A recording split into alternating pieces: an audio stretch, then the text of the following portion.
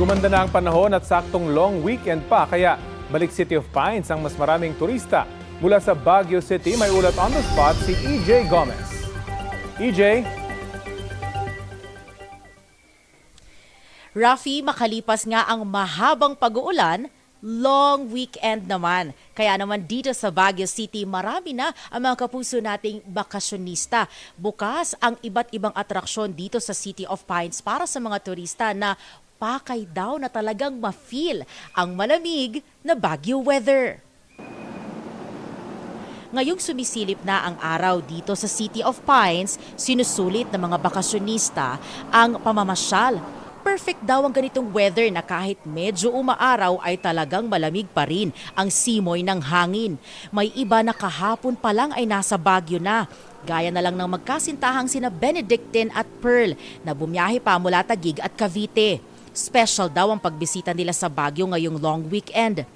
Galing naman ng Davao si Kyla at kanyang mga kaibigan na namamasyal sa Baguio City hanggang Linggo. First stop nila ang biking sa Burnham Park. Sa Wright Park naman, perfect ang walking at jogging. Pwede ring isama ang inyong fur babies.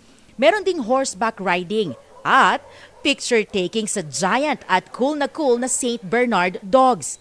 Sa tapat lang ng Wright Park, matatagpuan naman ang The Mansion na pwede ring bisitahin. Mapa small or big group, barkada man o pamilya, libre umaura para sa inyong selfies at group shots.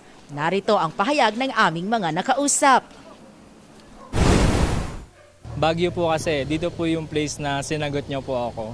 So actually mag-anniversary po kami this Sunday. So ayun po, kaya hanggang Sunday po kami dito. Malamig.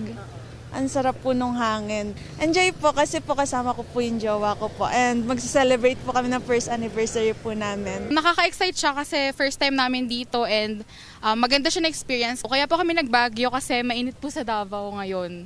So gusto namin ng malamig na hangin.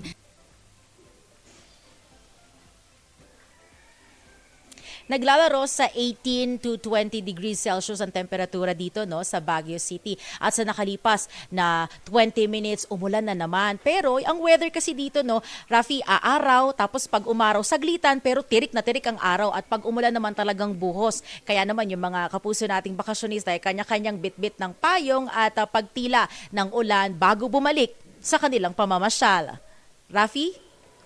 Maraming salamat, EJ Gomez.